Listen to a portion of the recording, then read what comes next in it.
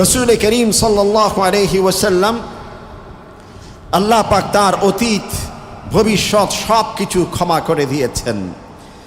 যার জান্নাত সুনিশ্চিত সেই রসুলকে আল্লাহ পাক বলছেন যে ফাসাব্বিহ বিহামদি রাব্বিকা ওয়াস্তাগফির। আমার প্রিয় হাবিব, তুমি সকাল সন্ধ্যা তোমার রবের পবিত্রতা ধ্বনি উচ্চারণ করো, একই সাথে তোমার রবের কাছে বেশি বেশি ইস্তিগফার করো। অথচ রসুলের ইস্তিগফারের কোনো প্রয়োজন নেই। উম্মতকে, জাতিকে শিক্ষা দেবার জন্যে এই ইস্তিগফারের শিক্ষা দিয়েছেন। রসুল করিম সাল্লাল্লাহু আলাইহি ওয়াসাল্লাম স্বয়ং নিজে বলছেন, আবু হুরায়রা রাদিয়াল্লাহু আনহু, আয়েশা সিদ্দিকা রাদিয়াল্লাহু আনহা থেকে বর্ণিত হাদিস, রাসূলুল্লাহ সাল্লাল্লাহু আলাইহি ওয়াসাল্লাম দৈনিক 100 বার, 70 বার, 100 বার করে ইস্তিগফার করতেন।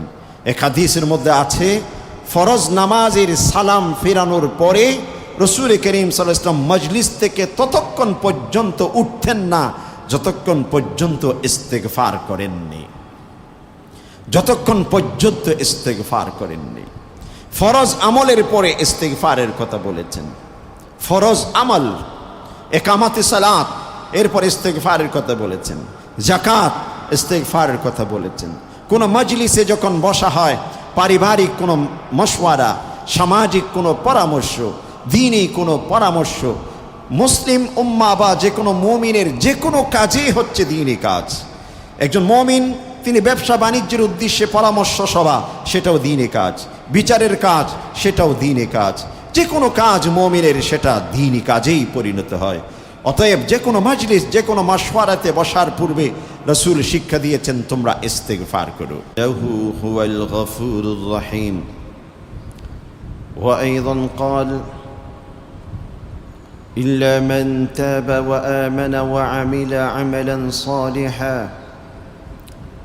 فأولئك يبدل الله سيئاتهم حسنات وكان الله غفورا رحيما. صدق الله مولانا العظيم وصدق رسوله النبي الكريم ونحن على ذلك من الشاهدين والشاكرين والحمد لله رب العالمين. وعن عبد الله بن عمر رضي الله عنه قال قال رسول الله صلى الله عليه وسلم خيرت بين الشفاعة أو يدخل نصف أمتي الجنة فاخترت الشفاعة لأنها أعم وأكفى وأنها ليس للمؤمنين المتقين بل للمذنبين الخاطئين المتلوثين أو كما قال النبي عليه الصلاة والسلام. সকলে রসূলের শানে দরুদ পাঠ করি। আল্লাহুম্মা সাল্লি আলা সাইয়্যিদিনা মুহাম্মাদিন ওয়া আলা আলি সাইয়্যিদিনা মুহাম্মাদ কামা সাল্লাইতা আলা ইব্রাহিম ওয়া আলা আলি ইব্রাহিম ইন্নাকা হামিদুম মাজিদ। আল্লাহুম্মা বারিক আলা সাইয়্যিদিনা মুহাম্মাদিন ওয়া আলা আলি সাইয়্যিদিনা মুহাম্মাদ كما باركت على إبراهيم وعلى آل إبراهيم إنك حميد مجيد. শ্রদ্ধেয় ও সম্মানিত মুসল্লিয়ান হযরত, আল্লাহ রব্বুল আলামিন তার বিশেষ অনুগ্রহে, রহম ও করমে আমাদের মতো গুনাহগার কিছু বান্দাকে জুমার দিনের এই বরকতপূর্ণ সময়ে ইবাদতের উদ্দেশ্যে, দ্বীনি আলোচনা বা খুতবা শোনার উদ্দেশ্যে যথাসময়ে তার ঘরে উপস্থিত হওয়ার মতো আমাদের সকলকে তৌফিক নসিব করেছেন, সুযোগ করে দিয়েছেন। এই জন্যে তার শুকরিয়া জ্ঞাপন করি, বলি আলহামদুলিল্লাহ। আল্লাহ রব্বুল আলামিন এই যে জগৎকে সাজিয়েছেন, সব কিছুর মধ্যে বিপরীতমুখী বিভিন্ন বিষয় দিয়ে আল্লাহ পাক জগৎকে সাজিয়েছেন। এমনকি কল্যাণ এবং অকল্যাণ, খায়র এবং শর, ভালো এবং মন্দ, এই দুটো বিষয়কেও বিপরীতমুখী এই জগতের বুকে আল্লাহ পাক স্থান দিয়েছেন। এবং সৃষ্টির সেরা আশরাফুল মখলুকাত মানব জাতিকেও এমন যোগ্যতা আল্লাহ পাক দিয়েছেন যে যেমন ইচ্ছে তেমন বৈশিষ্ট্য গুণাবলী সে অর্জন করতে চাইলে অর্জন করতে পারবে। কেউ যদি ভালো, কল্যাণকর, ইতিবাচক পথ অবলম্বন করতে চায়, সেটাও একজন ব্যক্তি অবলম্বন করতে পারবে। আর যদি কোনো ব্যক্তি নিজেকে অকল্যাণ, ক্ষতিকারক, শর এবং ঘৃণিত পথ, সেই পথে নিজেকে পরিচালনা করতে চায়, সেটাও একজন মানুষ তিনি পারবেন। এমন যোগ্যতা আল্লাহ পাক মানুষকে দিয়েছেন। এই ঐচ্ছিক পাওয়ার দুই ধরনের যে কোনো একটিকে গ্রহণ করার মতো শক্তি, সামর্থ্য, যোগ্যতা আল্লাহ পাক প্রতিটি মানুষকে দিয়েছেন। এবং যে কোনোটি গ্রহণ করার মতো, ধারণ করার মতো সে এবিলিটি মানুষের ভিতর আল্লাহ পাক ওয়াদিয়ত রেখেছেন। আল্লাহ পাক নিজে বলছেন, ওয়া নাফসি ওয়া মা সাওয়াহা ফাআলহামাহা ফুজুরাহা ওয়া তাকওয়াহা। আধুনিক প্রযুক্তির যে অন্যতম যে অ্যান্ড্রয়েড সেট, এটার মধ্যে যে কোনো ধরনের অ্যাপস ডাউনলোড করা যায়। কম্পিউটার, এর মধ্যে যে কোনো ধরনের সফটওয়্যার ডাউনলোড করা যায়, ইনস্টল করা যায়। যে সফটওয়্যারের মাধ্যমে মানুষের, মানব সমাজের, যুব সমাজের, ভবিষ্যৎ প্রজন্মের কল্যাণকর কোনো কিছু প্রতিষ্ঠা করা যায়, ডিজাইন করা যায়, পরিকল্পনা করা যায়, এমন সফটওয়্যার ও কম্পিউটারে ব্যবহার করা যায়। আবার কোনো কেউ যদি অসৎ প্রকৃতির, অসৎ স্বভাবের হয়ে থাকে, ক্ষতিকারক, মানুষের ক্ষতি করবে, সমাজের ক্ষতি করবে, মানব সমাজে নানা প্রকৃতির ভাইরাস, এগুলো যে প্রাদুর্ভাব ইত্যাদি এগুলো ছড়াবে, এমন পরিকল্পনার ভিত্তিক কোনো সফটওয়্যার যদি কেউ ব্যবহার করতে চায়, সেটাও মানুষ পারবে। যে একটা আধুনিক প্রযুক্তির একটি ডিভাইসকে যেমনটি নানামুখী যোগ্যতা, নানামুখী এবিলিটি, সেই পাওয়ার এবং সেই ক্ষমতা দিয়েই যারা প্রযুক্তিকে সাজাচ্ছেন, যারা ইনভেনশনে আছেন, সেগুলো আবিষ্কার করছেন, আল্লাহ পাক বহু আগে থেকেই মানব জাতিকে এই সব ধরনের সব কিছু যোগ্যতা দিয়ে মানব জাতিকে সৃষ্টি করেছেন। আল্লাহ বলছেন, ফাআলহামাহা ফুজুরাহা ওয়া তাকওয়াহা। আমি ফুজুর, গুনাহ, অপরাধ, অন্যায়, ক্ষতিকারক, দুর্নীতি বিষয়ক, ফিতনা ফাসাদ এবং বিপর্যয় সৃষ্টি করে এমন যাবতীয় বিষয়গুলো যদি মানুষ অবলম্বন করতে চায়, সেই যোগ্যতা মানুষের মধ্যে দিয়েছি। ওয়া তাকওয়াহা, একই সাথে কোনো ব্যক্তি ভালো এবং মন্দ, কল্যাণকর অকল্যাণকর, উপকারী অপকারী, খায়র এবং শর, দুটোকে কম্পেয়ার করে পর্যালোচনা করে ভালোটিকে সে গ্রহণ করবে, মন্দটিকে পরিহার করবে, এমন যোগ্যতা, এমন কোয়ালিটি, এমন গুণাবলী নিজের ভিতর প্রতিষ্ঠা করবে, ধারণ করবে, এটাও যদি কোনো ব্যক্তি চায়, সেই যোগ্যতা আল্লাহ পাক মানুষকে দিয়েছেন।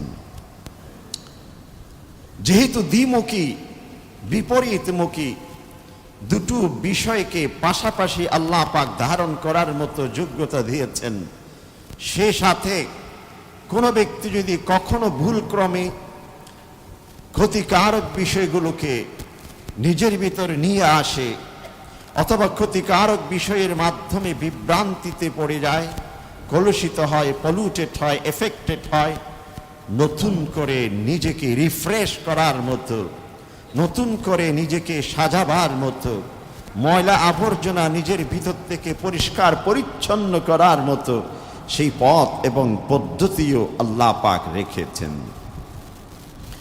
এই জন্যই আল্লামা ইবনে তাইমিয়া রাহমাতুল্লাহি আলাইহি, আরবের একজন বিশিষ্ট স্কলার, যিনি অনেক কিতাব রচনা করেছেন, অসংখ্য ছাত্র গুণীজন রেখে গেছেন, তিনি রসূল করিম সাল্লাল্লাহু আলাইহি ওয়াসাল্লামের শুধুমাত্র একটি হাদিস, যেটাকে হাদিসে জিবরিল বলা হয়ে থাকে, রসূল করিম সাল্লাল্লাহু আলাইহি ওয়াসাল্লামের জীবনের শেষের দিকে এসে আল্লাহ পাক জিবরিল আমিনকে মানুষের ছদ্মবেশে রসূলের কাছে পাঠিয়েছিলেন। রসূল করিম সাল্লাল্লাহু আলাইহি ওয়াসাল্লাম সাহাবাদের মাঝে বসে আছেন, যেই মজলিসে ওমর ইবনুল খাত্তাব ছিলেন, আবু বকর সিদ্দিক রাদিয়াল্লাহু আনহু ছিলেন, ওসমান ইবনে আফফান, আরও প্রসিদ্ধ সাহাবায়ে কেরাম যেই মজলিসে বসা ছিলেন, ঠিক সেই সাহাবাদের মাঝে হঠাৎ একজন ব্যক্তির আগমন ঘটে, যার চুলগুলো একেবারে কালো, পরিষ্কার পরিচ্ছন্ন সাদা ধবধবে পোশাক পরিহিত একজন ব্যক্তি হঠাৎ উপস্থিত এবং রসূলের একেবারে সরাসরি সামনে চলে আসে, রসূলের হাঁটুর সাথে হাঁটু গেড়ে বসে যায়।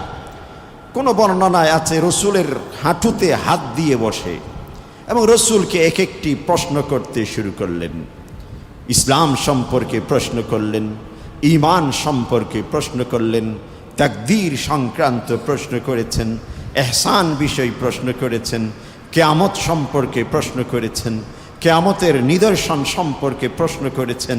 এভাবে বেশ কিছু প্রশ্ন করার পর রসূল করিম সাল্লাল্লাহু আলাইহি ওয়াসাল্লাম যখন প্রতিটি প্রশ্নের সঠিক উত্তর দিলেন, তিনি আবার রসূলের সেই প্রশ্নের উত্তরগুলোকে সত্যায়ন করলেন। প্রশ্ন করেছেন এমনভাবে যেন তিনি কিছুই জানেন না, জানতে চাইছেন। যখন উত্তর দিয়েছেন যেন তিনি জানেন, সেভাবে সত্যায়ন করেছেন। সাহাবায়ে কেরাম বিস্ময়ের দৃষ্টিতে তাকিয়ে আছে, কি ব্যাপার, লোকটিকে না আমাদের সমাজে কখনো দেখেছি, মুসাফিরও মনে হচ্ছে না পোশাকে আশাকে, কারণ মুসাফির ব্যক্তি যিনি দূর থেকে সফর করে আসেন, তখনকার সময়ের পরিবেশ অনুযায়ী শরীরে দেহের মধ্যে ধুলোবালি থাকে, কাপড়ের মধ্যে ময়লা আবর্জনা থাকে, কিন্তু এই ব্যক্তি একেবারে পরিচ্ছন্ন পোশাক পরিহিত, মনে হচ্ছে তিনি মুসাফির নন। আবার আমাদের আশেপাশে কোথাও বসবাস করে এমনও নন, কে হতে পারেন? আবার তিনি প্রশ্ন করছেন, আবার উত্তর যখন দিচ্ছেন রাসূলুল্লাহ সাল্লাল্লাহু আলাইহি ওয়াসাল্লাম সেই উত্তরের সত্যায়ন করছেন। সকলে অবাক দৃষ্টিতে তাকিয়ে আছে। যখন কথোপকথন শেষ, তিনি সকলের মাঝ থেকে উঠে চলে যাচ্ছেন। ঠিক সেই মুহূর্তে রাসূল করিম সাল্লাল্লাহু আলাইহি ওয়াসাল্লাম জিজ্ঞাসা করলেন, তোমরা কি জানো যিনি এসেছেন তিনি কে? সাহাবায়ে কেরাম উত্তরে বললেন, ইয়া রাসূলুল্লাহ, আল্লাহ এবং আল্লাহর রসূল সবচেয়ে বেশি জানেন তিনি কে। অতঃপর রাসূলুল্লাহ সাল্লাল্লাহু আলাইহি ওয়াসাল্লাম বললেন, হাদা জিবরিল আতাকুম যুআল্লিমাকুম দীনাকুম, ইনি হচ্ছেন জিবরিল আমিন, আল্লাহ পাক মানুষের ছদ্মবেশে তোমাদের মাঝে পাঠিয়েছেন যাতে করে দ্বীনের গুরুত্বপূর্ণ বিষয়গুলো এভাবে তোমাদেরকে শিক্ষা দিতে পারেন। এটা একটা লম্বা হাদিস। এই হাদিসের ব্যাখ্যায় আল্লামা ইবনে তাইমিয়া 675 পৃষ্ঠার একটি কিতাব লিখেছেন, একটি হাদিসের ব্যাখ্যায়।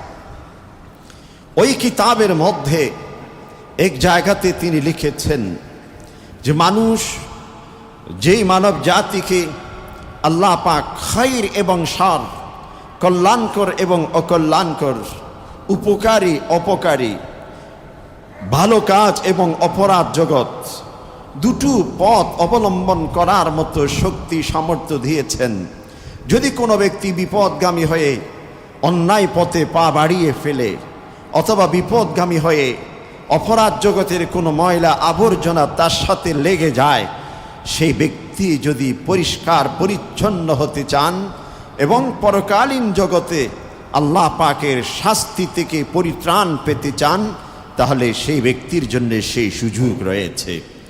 এবং সেই সুযোগগুলো কোন কোন ওয়েতে, কোন কোন পথ ধরে, কোন কোন পদ্ধতিতে মানুষ পরিত্রাণ পেতে পারেন, ময়লা আবর্জনা থেকে পরিচ্ছন্নতা অর্জন করতে পারেন, সেরকম 10টি বিষয়কে তিনি এই হাদিসের ব্যাখ্যা গ্রন্থে চিহ্নিত করেছেন।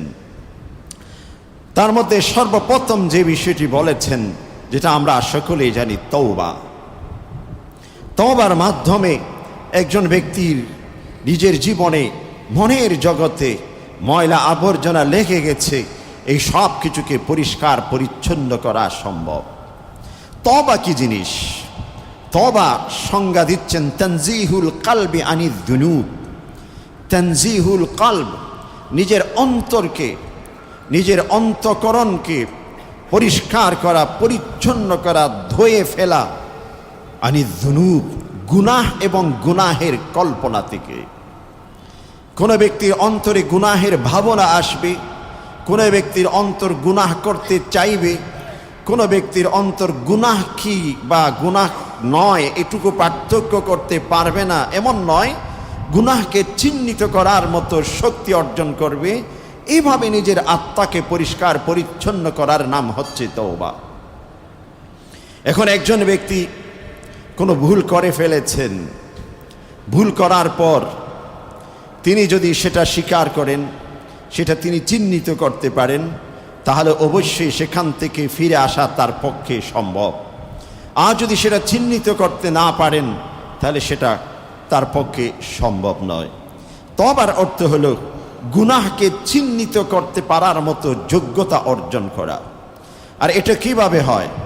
এটা আমলের মাধ্যমে হয়, এটা ঈমানওয়ালাদের সংস্পর্শের মাধ্যমে হয়, এটা আল্লাহওয়ালাদের সাথে উঠা বসার মাধ্যমে হয়, এটা পরিবেশের মাধ্যমে হয়। একটা এক্সাম্পল দেওয়া যেতে পারে যে একজন ব্যক্তি, তিনি যদি কোনো একটি মাঠে সব সময় কাজ করে, সে ব্যক্তি ধুলোবালির পরিবেশে তার সব সময়, বেশিরভাগ সময় অতিক্রম হয়। অতএব তার কাপড়ে, তার শরীরে ধুলোবালি লেগেই যেতে পারে, ময়লা আবর্জনা লেগেই যেতে পারে, কারণ সেখানকার পরিবেশ হচ্ছে সেরকম। আরেকজন ব্যক্তি সুন্দর সোসাইটিতে বসবাস করে, যেখানে কাদামাটির কল্পনা করা যায় না, সে ব্যক্তি যদি একটি কাপড় পরিধান করে 1 সপ্তাহব্যাপী চলাফেরা করে, তার শরীরের মধ্যে কোনো ময়লা দেখা যাবে না। আমরা যারা বাংলাদেশে বসবাস করি, একটি কাপড় যদি গায়ে দেয়, 2 দিন সেই কাপড়টি, একদিন যদি পরা হয়, সন্ধ্যা হতে হতে কাপড়ের কোনো জায়গায় ঘামের চিহ্ন দেখা যায়, কোনো জায়গায় ধুলোবালি দেখা যায়, কোনো জায়গায় সাধারণ এমন দাগ দেখা যায়, দ্বিতীয় দিন সেই কাপড়টি পরতে নিজের মধ্যে সংকোচ লাগে। কিন্তু আরব কান্ট্রিতে যান, বহির্বিশ্বের বিভিন্ন অঞ্চলে যান, মক্কা মদিনাতে যারা যায়, একটি কাপড় গায়ে দেওয়ার পর 3 দিন 4 দিন হয়ে যায়, কাপড়ে তেমন কোনো ময়লা দেখা যায় না, যেন কাপড় মাত্র এখন খুলে পড়েছি, কারণ পরিবেশ। তো তানজিহুল কলবি আনিজ যুনুব, তওবার অর্থ হলো নিজের অন্তর জগৎকে এমন এক পরিবেশের সাথে জোড়ানো, যে পরিবেশের মধ্যে ময়লা আবর্জনা, গুনাহের ময়লা, অকল্যাণের ময়লা, ক্ষতিকারক কোনো ময়লা, আল্লাহ পাক যেটাকে অপছন্দ করে এমন কাজের ময়লা যেন নিজের অন্তরে কখনো স্থান করে নিতে না পারে, এটার নাম হচ্ছে তওবা। আল্লাহ পাক তওবাকারীদের সম্পর্কে সুসংবাদ দিয়ে বলছেন, আলাম ইয়ালামু আন্নাল্লাহা ইয়াকবালুত তাওবা। যে আমার বান্দারা তারা কি জানেন না আল্লাহ পাক তওবাকে ভালোবাসেন, কবুল করেন। কোনো ব্যক্তি অপরাধ করে ফেলেছেন, সেখান থেকে পরিষ্কার হতে চান, আল্লাহ পাক সেটা অবশ্যই কবুল করবেন। ওয়ায়াখুযুস সাদাকাত, আল্লাহ পাক মানুষের সাদাকাতকে কবুল করেন। ওয়াহুয়াল তাওয়াবুর রাহিম, আল্লাহ হচ্ছেন যিনি তওবাকে কবুল করেন, তিনি অনুগ্রহ পরায়ণ। আল্লাহ পাক আরো বলছেন, কুল ইয়া ইবাদিয়াল্লাযীনা আসরাফু আলা আনফুসিহিম লা তাকনাতু মির রাহমাতিল্লাহ ইন্নাল্লাহা ইয়াগফিরুয যুনুবা জামিআ। যে হে আমার প্রিয় হাবিব, তুমি বলে দাও ওই সমস্ত বান্দা যারা নিজের উপর অতিরঞ্জিত করেছেন, নিজের উপর জুলুম করেছেন, যে কোনো কাজে কর্মে সীমা লঙ্ঘন করেছেন, অপরাধের সাথে জড়িয়ে গেছেন, অপরাধের ময়লা তার সাথে লেগে গেছে, ময়লা আবর্জনা যুক্ত হয়ে গেছে, তিনি যেন নিরাশ না হন, নৈরাশ্য যেন তাকে বিপদগামী না করে, তিনি যেন আশাহীন হয়ে না পড়ে যে আমি তো শেষ, আই এম আনডান, আমার আর কোনো সুযোগ নেই, আমার শেষ, আমার এখানেই আমি ধ্বংস হয়ে গেছি।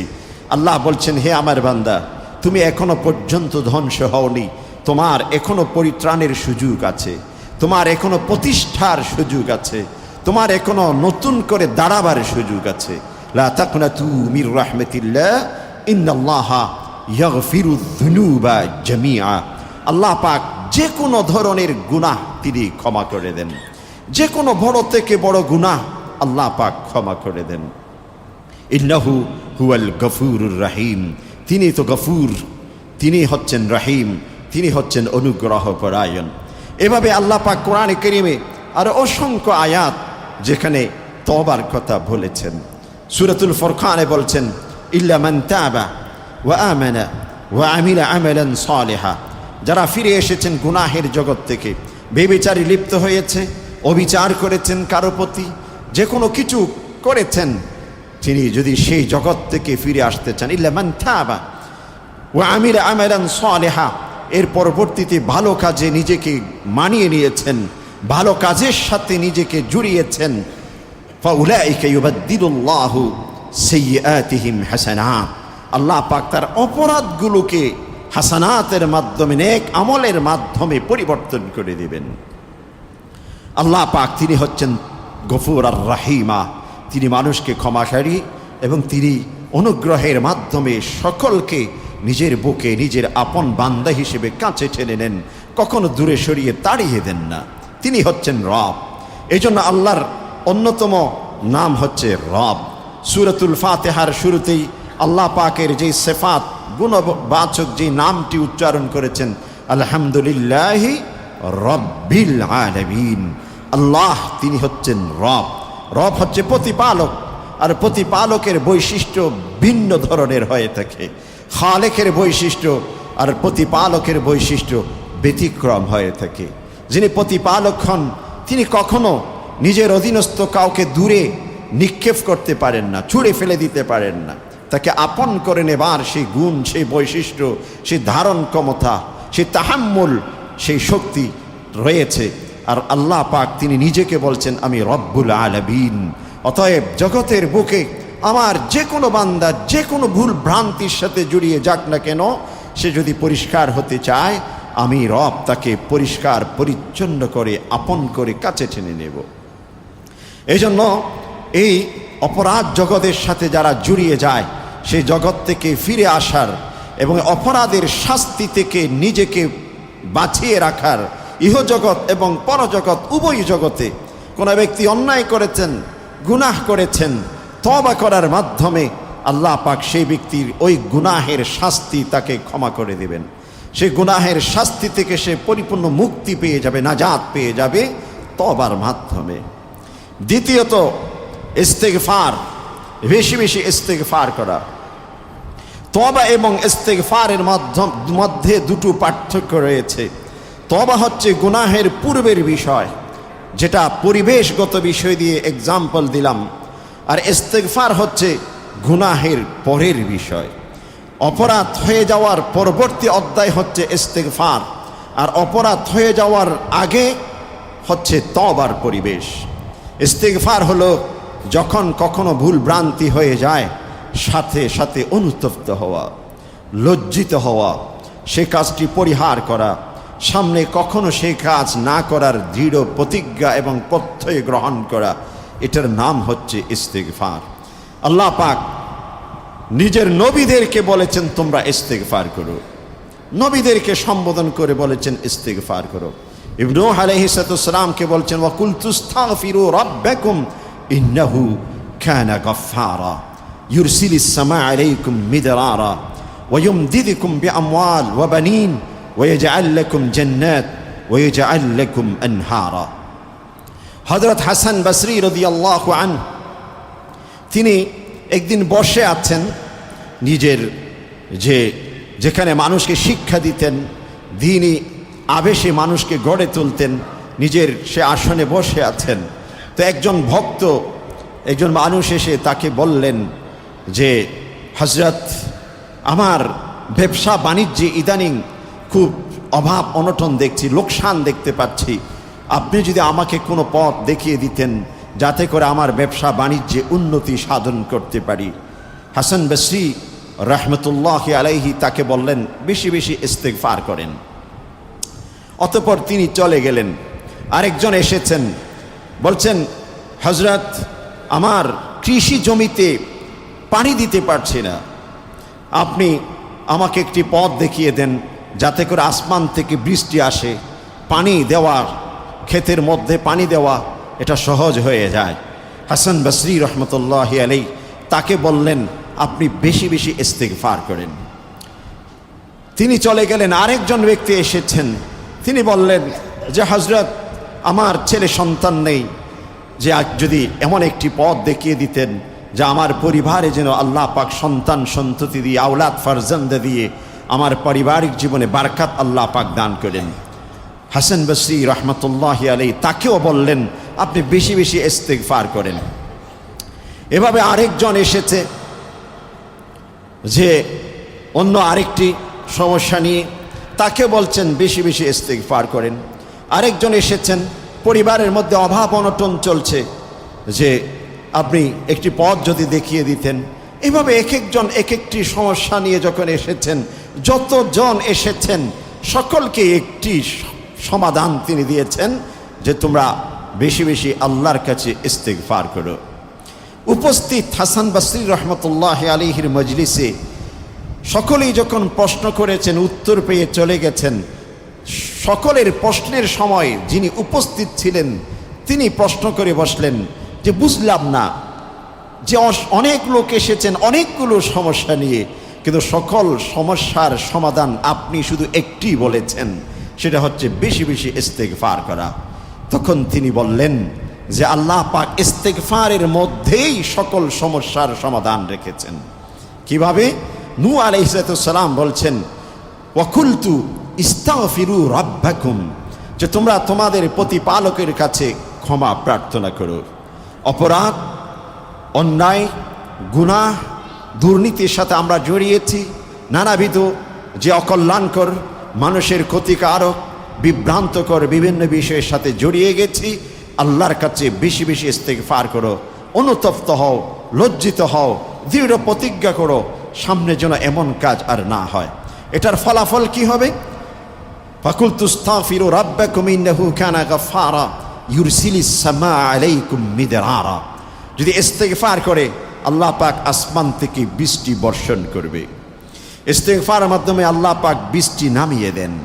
তাহলে বৃষ্টি যদি ইস্তেগফারের মাধ্যমে আসে, কৃষি জমিতে যে ব্যক্তি পানি সেচ দিতে পারেননি তার সমাধান হয়ে গেছে। গাছগাছালিতে, ফল ফলাদি ইত্যাদিতে যাদের সমস্যা, সমাধান সেখানে হয়ে গেছে। আরো বলছেন ইউরসিলিস সামা আলাইকুম মিদরারা ওয়া ইউমদিদুকুম বিআমওয়াল। আল্লাহ পাক ইস্তেগফারের মাধ্যমে সম্পদ ইত্যাদির মধ্যে সচ্ছলতা দান করবেন, প্রাচুর্য দান করবেন, সমৃদ্ধি দান করবেন। তাহলে যারা ব্যবসা বাণিজ্যে লোকসান দেখেছেন তাদের সমস্যার সমাধান হয়ে গেছে। যাদের ঘরের মধ্যে অভাব অনটন দেখা দিচ্ছে তাদের সমাধান হয়ে গেছে। সামাজিকভাবে যে স্টেবিলিটি, এটাও একটি সমাধান হয়ে গেছে। ওয়ায়ুমদিদুকুম বিআমওয়াল ওয়া বানিন। আল্লাহ পাক বলছেন যাদের পরিবারের মধ্যে সন্তান সন্ততি নেই, ভবিষ্যৎ প্রজন্মের তেমন করো যে আভাস দেখতে পাচ্ছেন না, তাদের চিকিৎসাও ইস্তিগফারের মাধ্যমে হয়ে গেছে। আরো বলছেন ওয়াজআল লাকুম জান্নাত, ইস্তিগফার যদি কোনো ব্যক্তি করে আল্লাহ পাক তাদের জন্য একটি বাগিচা সাজিয়ে রাখবেন। সেই জান্নাত মুফাসসিরিনে কেরাম লিখেছেন দুই ধরনের, ইহজাগতিক জান্নাত কিভাবে, মানুষের সুন্দর পরিবেশ, মানুষের ফসলাদি ইত্যাদি যাবতীয় জান্নাত, আর আরেকটি জান্নাত হচ্ছে পরকালীন আল্লাহ পাক মুমিন মুত্তাকিদের জন্যে যে জান্নাতকে সাজিয়েছেন সেই জান্নাতের দিকে ইঙ্গিত দিয়েছেন। ওয়াজআল লাকুম আনহারা, এবং সমুদ্র বা নদ নদী এই সব কিছুকে আল্লাহ পাক সচল রাখবেন। সুন্দর পরিবেশ, মানুষের অনুকূল এক পরিবেশ আল্লাহ পাক পৃথিবীতে দান করবেন মাধ্যমে। এজন্য হাসান বসরি রহমতুল্লাহি আলাইহি বলেন যে এই একটি চিকিৎসা, এই এক ট্রিটমেন্টে, এই এক যে আমলে আল্লাহ পাক অনেকগুলো সমস্যার সমাধান রেখেছেন, সেটা হচ্ছে ইস্তেগফার। রসুল করিম সাল্লাল্লাহু আলাইহি ওয়াসাল্লাম আল্লাহ পাক তার অতীত ভবিষ্যৎ সব কিছু ক্ষমা করে দিয়েছেন। যার জান্নাত সুনিশ্চিত সেই রসুলকে আল্লাহ পাক বলছেন যে ফাসাব্বিহ বিহামদি রাব্বিকা ওয়াস্তাগফির, আমার প্রিয় হাবিব তুমি সকাল সন্ধ্যা তোমার রবের পবিত্রতা ধ্বনি উচ্চারণ করো, একই সাথে তোমার রবের কাছে বেশি বেশি ইস্তেগফার করো। অথচ রসুলের ইস্তেগফারের কোনো প্রয়োজন নেই। উম্মতকে, জাতিকে শিক্ষা দেবার জন্যে এই ইস্তেগফারের শিক্ষা দিয়েছেন। রসুল করিম সাল্লাল্লাহু আলাইহি ওয়াসাল্লাম স্বয়ং নিজে বলছেন, আবু হুরায়রা রাদিয়াল্লাহু আনহু, আয়েশা সিদ্দিকা রাদিয়াল্লাহু আনহা থেকে বর্ণিত হাদিস, রাসূলুল্লাহ সাল্লাল্লাহু আলাইহি ওয়াসাল্লাম দৈনিক 100 বার, 70 বার, 100 বার করে ইস্তিগফার করতেন। এক হাদিসের মধ্যে আছে ফরজ নামাজের সালাম ফেরানোর পরে রসূল করিম সাল্লাল্লাহু আলাইহি ওয়াসাল্লাম মজলিস থেকে ততক্ষণ পর্যন্ত উঠতেন না যতক্ষণ পর্যন্ত ইস্তিগফার করেননি, যতক্ষণ পর্যন্ত ইস্তিগফার করেননি। ফরজ আমলের পরে ইস্তিগফারের কথা বলেছেন। ফরজ আমল, একামাতে সালাত, এরপর ইস্তিগফারের কথা বলেছেন। যাকাত, ইস্তিগফারের কথা বলেছেন। কোনো মজলিসে যখন বসা হয়, পারিবারিক কোনো মশওয়ারা, সামাজিক কোনো পরামর্শ, দ্বীনি কোনো পরামর্শ, মুসলিম উম্মাহ বা যে কোনো মুমিনের যে কোনো কাজই হচ্ছে দ্বীনি কাজ। একজন মুমিন তিনি ব্যবসা বাণিজ্যের উদ্দেশ্যে পরামর্শ সভা, সেটাও দ্বীনি কাজ। বিচারের কাজ, সেটাও দ্বীনি কাজ। যে কোনো কাজ মুমিনের সেটা দ্বীনি কাজেই পরিণত হয়। অতএব যে কোনো মজলিস, যে কোনো মাশওয়ারাতে বসার পূর্বে রাসূল শিক্ষা দিয়েছেন তোমরা ইস্তিগফার করো। আর যখন মজলিস থেকে উঠে যাবে ঠিক সেই সময় তোমরা ইস্তিগফার করো। সুবহানাকা আল্লাহুম্মা ওয়া বিহামদিকা লা ইলাহা ইল্লা আনতা আস্তাগফিরুকা ওয়া আতুবু ইলাইক, ইস্তিগফার শিক্ষা দিয়েছেন। আমরা তো মজলিসে যখন মাশওয়ারা করতে বসি, একজন চিৎকার করে লাউডলি কথা বলে শেষে বাজ একজন উঠে গেল, শেষ পর্যন্ত উঠে কোনো রকম চলে যায়। সেখানে কোনো দ্বীনে শিক্ষা নেই, সেখানে রসুলের সুন্নাহর কোনো অবলম্বন নেই, অনুসরণ নেই। এই জন্য আমাদের পরামর্শের মধ্যেও কিন্তু সেই বারাকা, সেই যে আল্লাহর পক্ষ থেকে রহমত এবং অনুগ্রহ দ্বারা আমরা সেখানে উপকৃত হওয়ার কথা, সেগুলো থেকে আমরা বঞ্চিত হই। কারণ মাশওয়ারার শুরু, মাশওয়ারার শেষে, পরামর্শের শুরু, পরামর্শের শেষ কিভাবে হবে এটাও কিন্তু ইসলাম শিক্ষা দিয়েছে, রসুল শিক্ষা দিয়েছেন। আমরা সেই শিক্ষা গ্রহণ করি না। এনিহাও ইস্তেগফার ফরজ নামাজের পর রাসূলুল্লাহ সাল্লাল্লাহু আলাইহি ওয়াসাল্লাম মজলিস থেকে, যেখান থেকে যেই জায়গাতে ফরজ নামাজ আদায় করেছেন সেখান থেকে ততক্ষণ পর্যন্ত উঠতেন না যতক্ষণ পর্যন্ত না তিনি ইস্তেগফার করেছেন। এই জন্য সালাম ফিরানোর পর আমরা অনেকেই তাৎক্ষণিক উঠে যাই, এটা করব না। এই বিষয়টা আগেও বলেছি। মসজিদে ফরজ নামাজের পর মুনাজাত নিয়ে বিতর্ক রয়েছে। কোন জায়গাতে বিতর্ক? বিতর্কটি কোন জায়গাতে? কয়েকটি বিষয়। ফরজ নামাজের পর দোয়া একটি বিষয়, ফরজ নামাজের পর সম্মিলিত দোয়া দ্বিতীয় বিষয়, ফরজ নামাজের পর যে রসুল থেকে বর্ণিত মাসনুন দোয়া তৃতীয় বিষয়, ফরজ নামাজের পর হাত তুলে দোয়া চতুর্থ বিষয়। প্রত্যেকটা আলাদা আলাদা। ফরজ নামাজের পর যে কোনো ধরনের দোয়া, এতে কারো কোনো দ্বিমত নেই। হানাফি, শাফিঈ, মালিকি, হাম্বলি, আহলে হাদিস, আহলুস সালাফ যারাই বলুক না কেন, ফরজ নামাজের পর রসূল করিম সাল্লাল্লাহু আলাইহি ওয়াসাল্লাম বসে দোয়া করেছেন। সম্মিলিত বা হাত তুলে, এটার মধ্যে দ্বিমত রয়েছে। দ্বিমত কোন জায়গায়? সম্মিলিতভাবে আবার হাত তুলে, যে আমরা আল্লাহুম্মা আনতাস সালাম বলে হাত তুলি, এই হাত তোলার মধ্যে দ্বিমত। কিন্তু আল্লাহুম্মা আনতাস সালাম ওয়া মিনকাস সালাম তাবারাকতা রাব্বানা ওয়া তাআলাইতা ইয়া যাল জালালি ওয়াল ইকরাম, এই দোয়াটি ফরজ নামাজের পরে পড়া না পড়া নিয়ে কারো কোনো দ্বিমত নেই, কারো কোনো দ্বিমত নেই। আহলুস সালাফ, আহলুল হাদিস, হানাফি, শাফিঈ, মুকাল্লিদ, গায়র মুকাল্লিদ, যারাই বলি না কেন, কারো কোনো দ্বিমত নেই। আপনি ফরজ নামাজের সালাম ফিরিয়েছেন, অতঃপর বসে বসে আপনি আস্তাগফিরুল্লাহ রাব্বি মিন কুল্লি যামবি ওয়া আতুবু ইলাইহি লা হাওলা ওয়ালা কুওয়াতা ইল্লা বিল্লাহ, এটা পড়বেন, এতে কারো কোনো দ্বিমত নেই, কারো কোনো দ্বিমত নেই। কেউ দেখাতে পারবে না, আহলে হাদিসও দেখাতে পারবে না, আহলুস সালাফও দেখাতে পারবে না। ফরজ নামাজের পরে সালাম ফিরিয়ে আপনি বেশ কিছু দোয়া পড়লেন, শেষে দরুদ শরীফ পাঠ করলেন, আল্লাহুম্মা সাল্লি আলা মুহাম্মাদ, এতে কারো কোনো দ্বিমত নেই। ফরজ নামাজের পর আপনি বসে বসে আয়াতুল কুরসি পড়বেন, কারো কোনো দ্বিমত নেই। রাসূল করিম সাল্লাল্লাহু আলাইহি ওয়াসাল্লামের হাদিস, যে ব্যক্তি ফরজ নামাজ আদায় করেছেন তারপর আয়াতুল কুরসি তিলাওয়াত করেছেন, তার এবং জান্নাতের মাঝখানে হায়েল হলো, প্রতিবন্ধক হলো শুধুমাত্র মৃত্যু। মৃত্যু হলো, তিনি সাথে সাথে জান্নাতে। কিসের বদৌলতে, কিসের পুরস্কার? ফরজ নামাজের পর তিনি আয়াতুল কুরসি তিলাওয়াত করতেন। তাহলে ফরজ নামাজের পর যেখানে নামাজ পড়েছি সেই জায়গাতে বসে কোনো ব্যক্তি যদি আয়াতুল কুরসি পড়ে, কারো কোনো দ্বিমত নেই। আহলে হাদিসেরও কোনো দ্বিমত নেই, হানাফিদের কোনো দ্বিমত নেই, চার ইমামের কারো কোনো দ্বিমত নেই। কিন্তু আমার কথা হচ্ছে যে হাত তুলে সম্মিলিত এই দুটো বিষয়ে দ্বিমত আছে বলেই আমরা নামাজ পড়ে সাথে সাথে কেন ছুটে চলে যায়? যেটাতে কারো কোনো দ্বিমত নেই সে আমলটুকু অন্তত করি।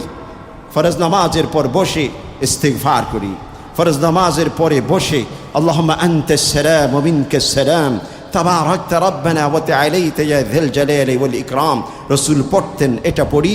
রব্বানা আতিনা ফিদ দুনিয়া হাসানাহ ওয়া ফিল আখিরাতি হাসানাহ ওয়া কিনা আযাবান নার, এটা আমরা পড়ি। লা ইলাহা ইল্লা আনতা সুবহানাকা, যে এগুলো আমরা পড়ি। এইভাবে বেশ কিছু আমল রয়েছে, সূরাতুল ফালাক আছে, সূরাতুন নাস আছে, সূরাতুল ইখলাস রাসূলুল্লাহ সাল্লাল্লাহু আলাইহি ওয়াসাল্লাম ফরজ নামাজের পর সকাল সন্ধ্যা পড়তেন। এই আমলগুলো আমরা করি, কিন্তু ওই একটি জায়গাতে দ্বিমত আছে বলেই পুরাটা আমলটিকে আমরা বাদ দিয়ে দিয়েছি। এই জন্যে বলা হয় তাকে দ্বিমত সৃষ্টি করতে নেই। কারণ আপনি যখন দ্বিমত সৃষ্টি করতে যাবেন, অনেক মৌলিক বিষয় আপনার ভিতর থেকে হারিয়ে যাবে। অথবা ওই মৌলিক বিষয়ের উপর যখন আমল করতে যাবেন, ইখলাস, একনিষ্ঠতা, একাগ্রতা, কনসেন্ট্রেশন, ইয়াকিনের সাথে যে আমল, সেটুকু উঠে যাবে, সেটুকু উঠে যাবে। এই জন্য বিভ্রান্তি সৃষ্টি করা, মতানৈক্য তৈরি করে, এটা কখনো ইসলামিক দৃষ্টিকোণ থেকে ভালো নয়। এটা পরিবেশকে নষ্ট করে দেয়, পরিবেশকে নষ্ট করে দেয়। এই জন্য এক সময় আমাদের মুরব্বীরা ছিলেন যে নামাজের পর দোয়া করতেন, তাদের দোয়া আল্লাহ পাক কবুল করতেন। এখন এই দোয়া নিয়ে বিতর্ক করতে করতে মনের ভিতর থেকে ইখলাসটুকু পর্যন্ত বিলুপ্ত হয়ে গেছে। এজন্য ইস্তিগফার, এটা হচ্ছে গুনাহ থেকে, অপরাধ জগৎ থেকে মুক্তির অন্যতম একটি সুন্দরতম উপায় হচ্ছে ইস্তিগফার। আল্লাহ পাক হজের পরে, হজ হচ্ছে এমন একটি ইবাদত, যেমন একটি ইবাদত যার সম্পর্কে বলেছেন রাজাআকা ইয়াউমিন ওয়ালাদাতহু উম্মু। একজন ব্যক্তি হজ আদায় করেছেন, হজের পরে সে ব্যক্তি যদি ঘরে ফিরে, যে একজন ছোট্ট শিশু মায়ের গর্ভ থেকে আপনার যে পৃথিবীতে সে আসার পর যেমনটি নিষ্পাপ, মাসুম, ইনোসেন্ট, তার কোনো গুনাহ থাকে না, অপরাধ থাকে না, একেবারে নিষ্পাপ, ঠিক তেমনিভাবে একজন ব্যক্তি হজ আদায় করার পর সেরকম নিষ্পাপে পরিণত হয়ে যায়। একেবারে ছোট বাচ্চা যেমন গুনাহ থেকে সম্পূর্ণরূপে মুক্ত, সেরকম মুক্ত হয়ে যায়। রাসূল করিম সাল্লাল্লাহু আলাইহি ওয়াসাল্লাম ইরশাদ করেছেন, আল ইসলামু ইয়াহদিমু মা কানা ক্বাবলাহ ওয়াল হজ্জু ইয়াহদিমু মা কানা ক্বাবলাহ ওয়াল হিজরাতু তাহদিমু মা কানা ক্বাবলাহ। যে ব্যক্তি হিজরত করেছেন, পূর্বে যদি গুনাহ থাকে সেটা ক্ষমা হয়ে যায়।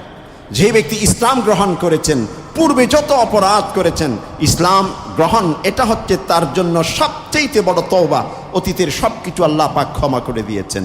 আল হজ্জু ইয়াহদিমু মা কানা ক্বাবলাহ, যে ব্যক্তি হজ আদায় করেছেন, এটা সবচেয়ে বড় ধরনের এক ধরনের তওবা। এর মাধ্যমে অতীতের সব কিছু আল্লাহ পাক ক্ষমা করে দিয়েছেন।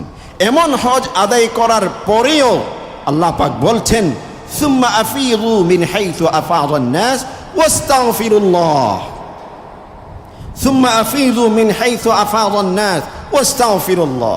দেখুন, হজের মতো একটি ইবাদত, ফরজ ইবাদত, যেই হজ আদায় করার পর, যে ইবাদত সম্পন্ন করার পর আমি নিষ্পাপ হয়ে গেলাম, কোনো গুনাহ আমার নেই, ইস্তেগফারের প্রয়োজন নেই, কিন্তু আল্লাহ পাক তারপরেও বলছেন, হে আমার বান্দা, তুমি ইস্তেগফার করো।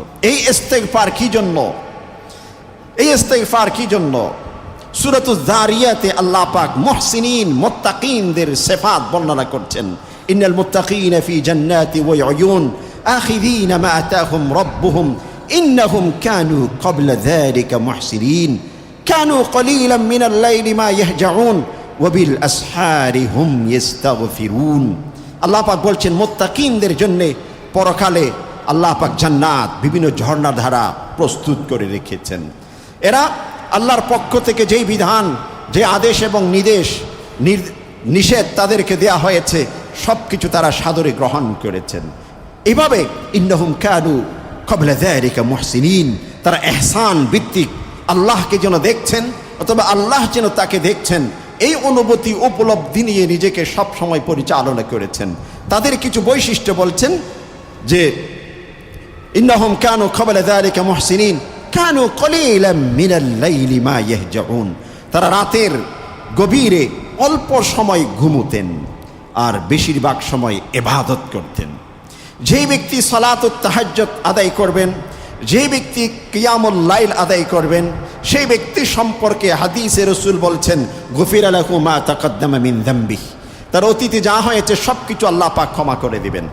এরপরে আল্লাহ পাক আবার বলছেন, কানু কলিলাম মিনাল লাইলি মা ইয়াহজাউন ওয়া বিল আসহারি হুম ইস্তাগফিরুন। সারা রাত একজন ব্যক্তি ইবাদত করেছেন, সে শান্তি গিয়ে সে আল্লাহর কাছে ইস্তিগফার করবে। প্রশ্ন জাগে, সারা রাতে ইবাদত করলে আল্লাহ তো সব কিছু ক্ষমা করে দিচ্ছেন, আবার কেন ইস্তিগফার প্রয়োজন? ফরজ নামাজের মাধ্যমে সব কিছু ক্ষমা হয়ে যাচ্ছে, আবার কেন ইস্তিগফার প্রয়োজন? আল্লাহ বলছেন, আকিমিস সালাতা তারাফাইন নাহার ওয়া যুলফাম মিনাল লাইল ইন্নাল হাসানাত ইউযহিবিনাস সাইয়্যাত যালিকা যিকরা লিয-যাকিরিন।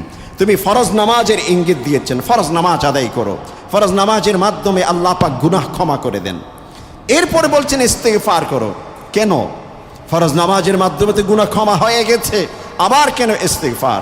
মুফাসসিরিন কিরাম, মুহাদ্দিসিন কিরাম এই জায়গাতে ইস্তিগফার সম্পর্কে সূক্ষ্ম বিষয়টি, যেটা আমাদের আকীদা, যেটা আমাদের বিশ্বাস, যেটা আমাদের আশা এবং নিরাশা প্রত্যাশার জগৎকে আরো বেশি উন্মুক্ত করে দেয়, জটিলতা কেটে দেয়, সে ব্যাখ্যা দিয়েছেন। সেটা হলো এই, কোনো মুমিন যদি মনে করেন তার ইবাদত তাকে জান্নাত দিবে, তার ইবাদত তাকে জাহান্নাম থেকে মুক্তি দিবে, এটা হচ্ছে তার ভুল বিশ্বাস, ভুল ধারণা। বরং একজন ব্যক্তি জান্নাত পেতে হলে সর্বপ্রথম যেই জিনিসটি প্রয়োজন সেটা হচ্ছে আল্লাহর রহমত। কারণ একজন ব্যক্তি ফরজ নামাজ আদায় করছেন আল্লাহ পাকের শান এবং মান অনুযায়ী, আল্লাহ পাক যেভাবে চাইছেন সেইভাবে প্রতিটি বান্দার পক্ষে নামাজ প্রতিষ্ঠা, হজ আদায়, যাকাত দেওয়া এবং রাতের গভীরে দাঁড়িয়ে ইবাদত, এটা কশিনকালেও সম্ভব নয়। ওই ইস্তিগফারের অর্থ হলো এই, হে আল্লাহ আপনি ফরজ নামাজের নির্দেশ দিয়েছেন, হে আল্লাহ আপনি হজের নির্দেশ দিয়েছেন, হে আল্লাহ রাত্রিকালীন সময়ে জেগে জেগে আপনার সান্নিধ্যে সেজদার আপনি উদ্বুদ্ধ করেছেন, কিন্তু আপনার শান এবং মান অনুযায়ী আমি করতে পারিনি, এই জন্য অপারগতা পেশ করছি। আপনি মেহেরবানি করে আমার আমলটুকু কবুল করুন, সেই আমলের মধ্যে যদি কোনো ভুল ভ্রান্তি হয়ে থাকে সেগুলো আপনি ক্ষমা করে দিন। এজন্য ইস্তিগফার, বেশি বেশি ইস্তিগফার সাথে থাকা, ইস্তিগফারের মাধ্যমে আল্লাহ পাক যে মানুষের ভুল ভ্রান্তি অপরাধ জগতের সাথে জড়িয়ে যদি যায় সেখান থেকে মুক্তি নিশ্চিত করেন, এবং অপরাধমূলক জগতের সাথে সম্পৃক্ত হওয়ার কারণে যে শাস্তির উপযুক্ত হয়ে যায় আল্লাহ পাক সেই শাস্তি তার জন্য রহিত করে দেন। 3 নম্বর যে বিষয়ের মাধ্যমে মানুষের গুনাহ ভুল ত্রুটি ক্ষমা হয়ে যায় সেটা হচ্ছে আমালে সালেহা, নেক আমল। নেক আমল বেশি বেশি করতে হবে। নেক আমলের মধ্যে সর্বপ্রথম ফরজ নামাজ, ফরজ আমল। বুনিয়াল ইসলাম আলা খামস, শাহাদাতু আল্লা ইলাহা ইল্লাল্লাহ। শাহাদত, আমাদের প্রত্যেকের শাহাদত ঠিক করা প্রয়োজন। আমাদের প্রত্যেকের অন্তর জগৎ দিয়ে শাহাদাতাইন যেটাকে বলা হয়ে থাকে, লা ইলাহা ইল্লাল্লাহ, আল্লাহ ব্যতীত পৃথিবীতে কোনো মাবুদ নেই, এটা ইবাদত। আমরা কালিমা পাঠ এটাকে শুধুমাত্র জিকির মনে করি, কালিমা যে বিশ্বাস এটা কিন্তু ইবাদত। যে ব্যক্তি ঈমান গ্রহণ করেছেন তার প্রতিটি সেকেন্ডে লা ইলাহা ইল্লাল্লাহ এই আকীদা, এই ইবাদতটুকুর কারণে সওয়াব তার নামে লিখিত হতেই আছে, লিখিত হতেই আছে, লিখিত হতেই আছে। এক্সাম্পল হিসেবে বলা যেতে পারে, আমরা বিভিন্ন কোম্পানিতে অ্যাপয়েন্টমেন্ট পেয়ে যাই, এভাবে মাসিক বেতন হচ্ছে আপনার এত, কিন্তু আপনি যদি আমাদের গ্রাহক বাড়াতে পারেন, প্রতিটি গ্রাহকের এগেনস্টে আপনার জন্য এক একটা পার্সেন্টেজ রয়েছে। ঈমান যখন একজন ব্যক্তি গ্রহণ করেছেন, আল্লাহ পাকের দরবারে তিনি অ্যাপয়েন্টমেন্ট পেয়ে গেছেন, এই অ্যাপয়েন্টমেন্টের বিনিময়ে প্রতিটি মুহূর্তে তিনি নেকি পেতে আছেন, নেকি পেতে আছেন। এরপর যখন ফরজ নামাজ পড়েছেন, আলাদা গ্রাহক তিনি কি করেছেন, আলাদা পার্সেন্টেজ। জাকাত আদায় করেছেন, আলাদা পার্সেন্টেজ। নফল ইবাদত করেছেন, আলাদা পার্সেন্টেজ। যত কিছু করবেন আলাদা আলাদা পার্সেন্টেজ আকারে অ্যাড হতে থাকবে, সংযুক্ত হতে থাকবে, ব্যালেন্স তার সমৃদ্ধ হতে থাকবে। কিন্তু ঈমান একটি ইবাদত, এই ইবাদত গ্রহণ করার সাথে সাথেই তার অ্যাকাউন্ট চালু হয়ে গেছে। এক ব্যতীত পৃথিবীতে অন্য কোনো উপাস্য নেই। তিনি খালেক, তিনি রাজেক, তিনি রব, তিনি গফুর, তিনি রহিম, তিনি রাজ্জাক, তিনি কাদের, তিনি কাহার, তিনি হাকিম, তিনি আলিম, তিনি বাসির, তিনি সামি। এই বিষয়গুলো যদি একবার প্রতিদিন কয়েক মিনিটও লাগবে না, তাহলে নিজের আকীদাকে তিনি পরিচ্ছন্ন করলেন। এটা একটি গুরুত্বপূর্ণ আমল। এর মাধ্যমে আল্লাহ পাক তার ভুল ত্রুটিগুলো ক্ষমা করে দেবেন। ফরজ নামাজ ক্ষমা করে দেবেন, সিয়ামের মাধ্যমে ক্ষমা করে দিবেন, জাকাতের মাধ্যমে পরিচ্ছন্ন করবেন, হজের মাধ্যমে পরিষ্কার পরিচ্ছন্ন করবেন। ফরায়েজ, এরপর ওয়াজিবাত, এরপর সুন্নাত এবং নফল ভিত্তিক জীবন যাপন। রাসূল করিম সাল্লাল্লাহু আলাইহি ওয়াসাল্লামের জীবন পদ্ধতি কোনো ব্যক্তি যদি নিজের জীবন পদ্ধতি বানাই নিতে পারে, সেই ব্যক্তির অতীতের সব কিছু আল্লাহ পাক ক্ষমা করে দিবেন এবং প্রতিটি কাজের বিনিময়ে তিনি একাধিক নেকি এবং সওয়াব তিনি অর্জন করতে পারবেন। এজন্য রসুলের জীবন, রসুলের জীবনী, রসুলের আদর্শ আমাদের প্রাত্যহিক জীবনের আদর্শ হওয়া উচিত। তখনই আমি একজন পাকাপোক্ত মুমিন। আল্লাহ রসুল এই জন্য বলেছেন, লা ইউমিনু আহাদুকুম, অর্থাৎ তোমরা কখনো পরিপূর্ণ মুমিন হতে পারবে না, হাত্তা আকুনা আহাব্বা ইলাই মিন ওয়ালাদি ওয়া ওয়ালিদি ওয়ান নাসি আজমাইন।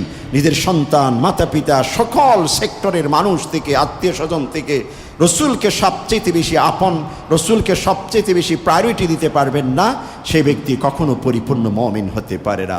ইস্তিগফার বেশি বেশি করা।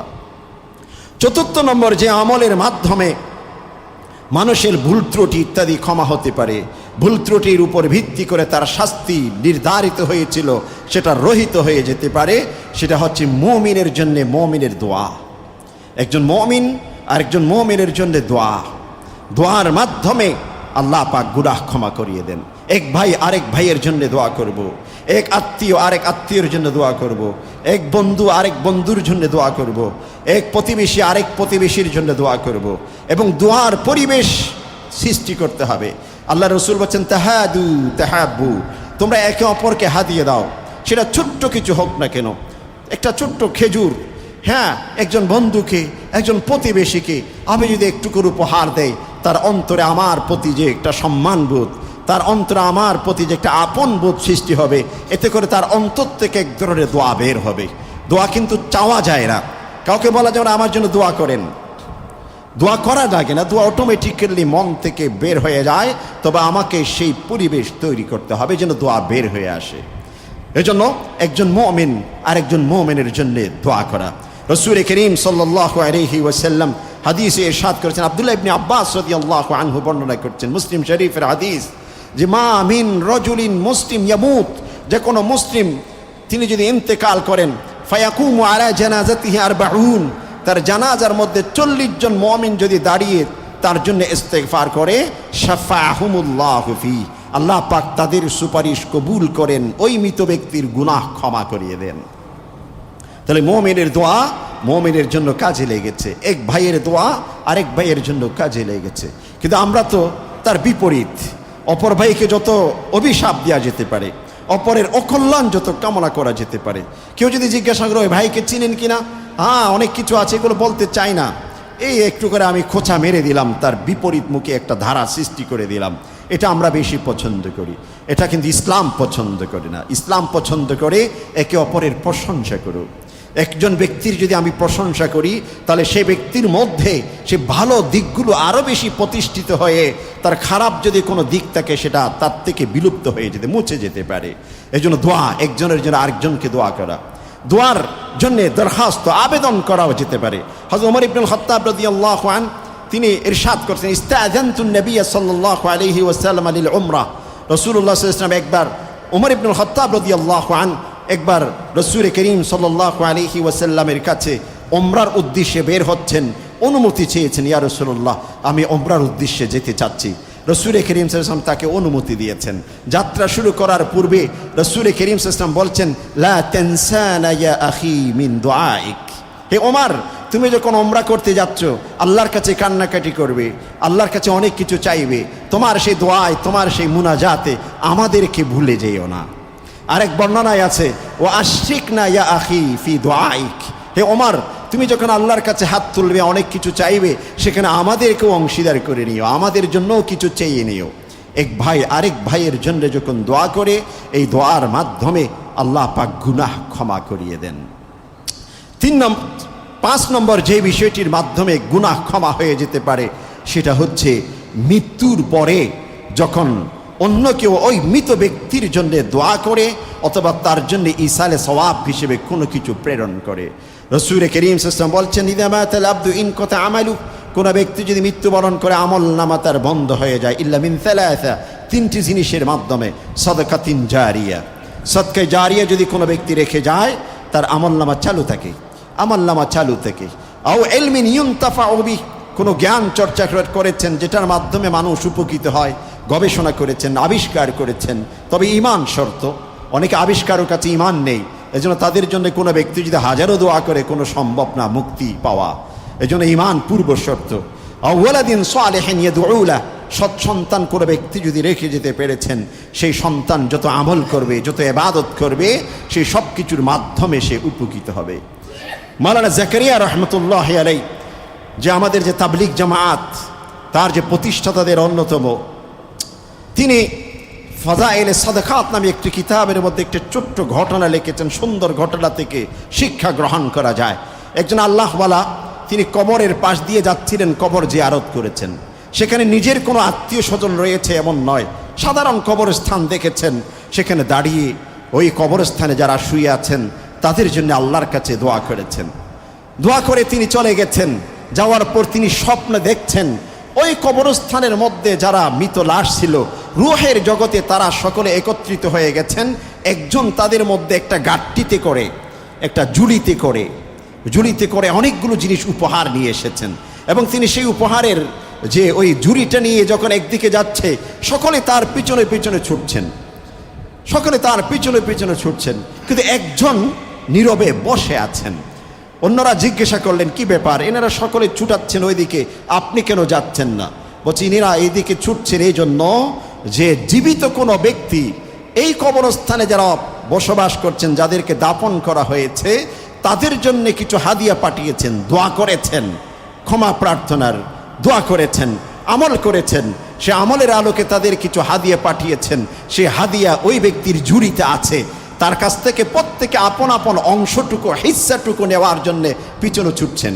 তো আপনি কেন যাচ্ছেন না? আমি যাচ্ছি না এই জন্য যে আমি মৃত্যুর পূর্বে আমার এক সন্তান রেখে এসেছিলাম, তাকে হাফেজে কোরআন বানিয়েছিলাম।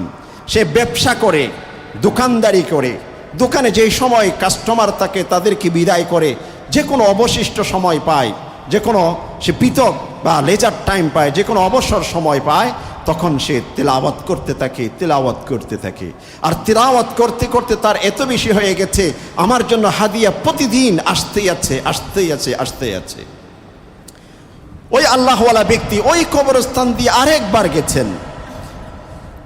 স্বপ্ন দেখার পর প্রথমবার যখন স্বপ্ন দেখেছেন, স্বপ্ন যখন ভেঙে যায়, তিনি স্বপ্নের মধ্যে যে দেখেছেন ওই যেই ব্যক্তি ঝুড়ির পিছনে ছুটেনি, তার সন্তানের কথা বলেছেন, অমুক জায়গায় দোকানদারি করে কোরআন তেলাওয়াত করে, ওই আল্লাহওয়ালা বান্দা ঘুম যখন ভেঙে গেছে, স্বপ্ন সত্য কিনা মিথ্যা এটা যাচাই করার জন্যে ওই জায়গাতে গিয়ে দোকানদারকে চেক করেছেন, দেখেছেন ঠিকই সে হাফেজ কোরআন, ব্যবসা করছেন, কাস্টমার আসছে তাদেরকে বিদায় দিচ্ছেন, যখনই 1 মিনিট 2 মিনিট 3 মিনিট বেশি সময় পাচ্ছেন তিলাওয়াতে আছেন, কোরআন পাশে আছে, তিলাওয়াতে আছে।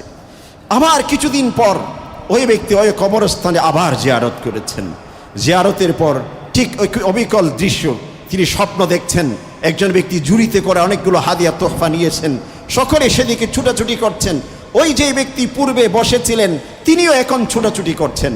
তখন অন্যরা জিজ্ঞাসা করলেন যে এই ঝুড়ির পিছনে তো অতীতেও অনেকে ছুটাছুটি করেছিলেন, আপনি বসেছিলেন, এবার দেখলাম আপনিও সেই পিছনে ছুটছেন, কারণ কি? তখন সেই ব্যক্তি বললেন, আমার যে সন্তানকে রেখে এসেছিলাম হাফেজে কোরআন হিসেবে, কিছুদিন পূর্বে সে ইন্তেকাল করে গেছেন, এখন আমার জন্য তিলাওয়াত করার মতো পৃথিবীতে আর কেউ নেই। আগে যেভাবে প্রতিনিয়ত আমার জন্য হাদিয়া আসতো কবরের জগতে, বারজাখি জগতে, এখন সেইভাবে হাদিয়া আসে না, এজন্য আমার হিস্সাটুকুর জন্য আমি এই পিছনে ছুটছি। এতে করে বোঝা গেল মৃত ব্যক্তির সম্পর্কে যদি অন্য কোনো আত্মীয় স্বজন, যে কোনো মানুষ আল্লাহর কাছে দোয়া করে, যে কোনো আমল করে, সে আমলের মাধ্যমে আল্লাহ পাক ওই মৃত ব্যক্তির অপরাধকে ক্ষমা করে দেন। এই জন্য একে অপরের জন্য দোয়া বেশি বেশি করা। কবর জিয়ারত, যেখানে আমার আত্মীয় আছে, দাদা আছে, দাদি আছে, নানা আছে, নানি আছে, বাবা আছে, ভাই আছে, সেই সমস্ত কবর শুধুমাত্র আমরা জিয়ারত করি, কিন্তু ইসলাম যে কবর জিয়ারতের শিক্ষা দিয়েছেন সেটা কিন্তু সেরকম নয়। যে কোনো কবরস্থানের পাশ দিয়ে যাওয়ার সময় সেখানকার যারা দাফনকৃত তাদের জন্য আল্লাহর কাছে দোয়া আমরা করতে পারি। রাসূল করিম সাল্লাল্লাহু আলাইহি ওয়াসাল্লাম অনেক সময় সফরে যাচ্ছেন, কবর দেখেছেন, দাঁড়িয়ে আল্লাহর কাছে দোয়া করেছেন, সুপারিশ করেছেন যারা সেই কবরে আছেন তাদেরকে যেন আল্লাহ পাক ক্ষমা করে দেন। এই জন্য মৃত ব্যক্তির জন্য দোয়া এটা অত্যন্ত গুরুত্বপূর্ণ বিষয়। মৃত ব্যক্তি যে কোনো কেউ যে কোনো কিছু পেতে পারে। রাসূলুল্লাহ সাল্লাল্লাহু আলাইহি ওয়াসাল্লাম বলেছেন যে সাদ ইবনে মুআজ রাদিয়াল্লাহু আনহু একজন সাহাবী ছিলেন, সাদ ইবনে মুআজ রাদিয়াল্লাহু আনহু, তার অনেক দীর্ঘ ঘটনা রয়েছে। তার ইন্তিকালের পর যখন জানাজায় যাচ্ছেন, সাহাবায়ে কেরাম জানাজায় যাচ্ছেন, রাসূলুল্লাহ সাল্লাল্লাহু আলাইহি ওয়াসাল্লাম এরকম পায়ের যে বৃদ্ধাঙ্গুলির উপর ভার দিয়ে হেঁটে হেঁটে যাচ্ছেন, পুরা পা মাটিতে রাখছেন না। সাহাবায়ে কেরাম জিজ্ঞাসা করলেন, ইয়া রাসূলুল্লাহ, আপনি কি অসুস্থ হয়েছেন, পায়ে কোনো ব্যথা পেয়েছেন যে আপনি একেবারে যে পা বেঁচে বেঁচে ফেলতেছেন, আঙ্গুলের উপর আপনি প্রেসার দিয়ে হাঁটতেছেন, কেন, বিষয়টি কি? রাসূল করিম সাল্লাল্লাহু আলাইহি ওয়াসাল্লাম ইরশাদ করলেন, সাদ ইবনে মুআজের সুপারিশের জন্যে আল্লাহ পাক আসমান থেকে এত পরিমাণ ফেরেশতা পাঠিয়েছেন, তোমরা যদি, আমি যেভাবে ফেরেশতাদেরকে দেখছি, তোমরা যদি সেভাবে দেখতে মাটিতে ফা ফেলতে পারতে না। এজন্যই আমি পা গুটি গুটি বৃদ্ধাঙ্গুলের উপর ভার দিয়ে হাঁটতেছি। এজন্য মৃত্যুর পরে কোনো ব্যক্তির জন্য দোয়া যদি আমরা করি, সে যে হোক না কেন, তার নামে আমরা ওমরা করতে পারি, তার নামে বদলে হজ করতে পারি। আমাদের অনেক বন্ধু মহল, অনেক বন্ধু মারা গেছেন, আমরা তার জন্য মিলাদ করি, তার জন্য এই করি সেই করি। যদি সম্মিলিতভাবে তার নামে একটি বদলে হজ করে দেওয়া হয়, তাহলে সে ব্যক্তির জন্য একটা বিশাল কিছু হবে পরকালীন জগতে মুক্তির জন্যে। এজন্য যে মৃত্যুর পর এই আমলের মাধ্যমে মানুষের গুনাহকে ক্ষমা করানো যায়, মুসিবতের মাধ্যমে গুনাহ ক্ষমা হয়। কবরের মধ্যে যখন মৃত লাশকে রাখা হয়, কবর দুদিক থেকে যে চাপ দিবে, এই চাপের মাধ্যমেও কিন্তু গুনাহ ক্ষমা হয়। একই সাথে রাসূল করিম সাল্লাল্লাহু আলাইহি ওয়াসাল্লামের সুপারিশের মাধ্যমেও কাল কিয়ামতের দিন অসংখ্য গুনাহগার জাহান্নাম থেকে মুক্তি পাবে। হাদিসটি যেটা শুরুতে বলেছিলাম, রাসূলকে আল্লাহ পাক যে অপশন দিয়েছেন যে তিনি চাইলে তার কাছে সুপারিশটুকু তার অধীনে রাখতে পারবে। তুমি কি সুপারিশের ক্ষমতা চাও, না তোমার উম্মত থেকে অর্ধেক উম্মতকে আমি জান্নাতে দিয়ে দিব সেটা চাও? রাসূল করিম সাল্লাল্লাহু আলাইহি ওয়াসাল্লাম বলছেন, আমি সুপারিশের ক্ষমতাটুকু চাই, সুপারিশের পাওয়ারটুকু চাই। কেন? লিআন্নাহা আ'আম্মু ওয়া আকফা, কারণ আমি যদি সুপারিশের ক্ষমতাটুকু যোগ্যতাটুকু আমার হাতে রেখে দিতে পারি, কাল কিয়ামতের দিন অর্ধেক উম্মতের চাইতে বেশি নয়, সমস্ত উম্মতকেই সুপারিশ করে জান্নাতে নিয়ে যেতে হওয়ার সুযোগ থাকবে। আর যদি অর্ধেক উম্মতের জান্নাত নিশ্চিত করে চলে যায়, আমার বাকি অর্ধেক উম্মতের কি পরিণতি হতে পারে? এজন্য সিস্টেম সেটা নিজের হাতে রেখেছেন। সর্বোপরি আল্লাহর রহমত যদি কোনো ব্যক্তির সাথে থাকে, তাহলে সেই ব্যক্তি যে কোনো অপরাধের পর মুক্তি পাওয়ার সম্ভাবনা রয়েছে। তবে আল্লাহর রহমত যে কোনোভাবে আসে না। কোনো একটি দরজা, কোনো একটি উইন্ডো, কোনো একটি সুযোগ, কোনো একটি যে সুযোগ নিয়েই আল্লাহ পাকের রহমত উন্মুক্ত হয়। আর সেই সুযোগগুলো হবে ছোট্ট থেকে ছোট্ট কোনো ভালো কাজ অথবা বড় থেকে বড় অপরাধ থেকে নিজেকে মুক্ত রাখার মাধ্যমে। আল্লাহ রাব্বুল আলামিন আমাদের সকলকে ফুজুর এবং তাকওয়া, ভালো এবং মন্দ দুটোর পাশাপাশি চলামান এই জগতের মধ্যে ভালো কাজে অভ্যস্ত, মন্দ কাজ থেকে পরিত্রাণের তওবা ইস্তেগফার এবং যাবতীয় পথ অবলম্বন করে পুত পবিত্র এবং পরিচ্ছন্ন হয়ে পৃথিবী থেকে বিদায় নেওয়ার তৌফিক নসিব করুন।